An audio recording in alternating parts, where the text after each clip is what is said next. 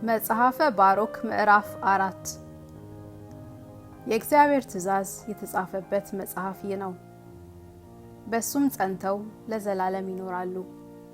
እሷንም የሚጠብቋት ሰዎች ለዘላለም ይኖራሉ፣ የሚተዋት ሰዎች ግን ይሞታሉ።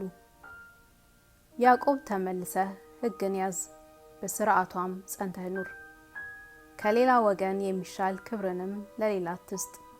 የፈጣሪያችን የእግዚአብሔር ቸርነቱ በእኛ ታውቋልና፣ እስራኤል እኛ የተደነቅን ነን። መቼም እመኑ፣ እስራኤልም ቸርነቱን አስቡ።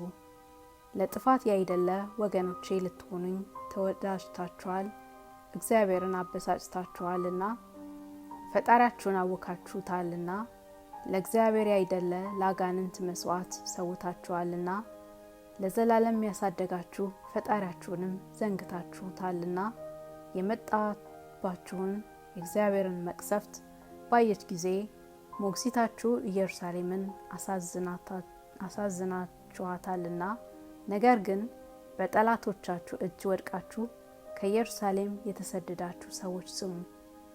የወንዶች ልጆቼና የሴቶች ልጆቼን መማረክ ባየው ጊዜ እግዚአብሔር ታላቅ ልቅሶን አመጣብኝ። እግዚአብሔር ስም ያወጣልሽ ኢየሩሳሌም እምነሽ ደስ ይበልሽ፣ አምነሽ ደስ ይበልሽ።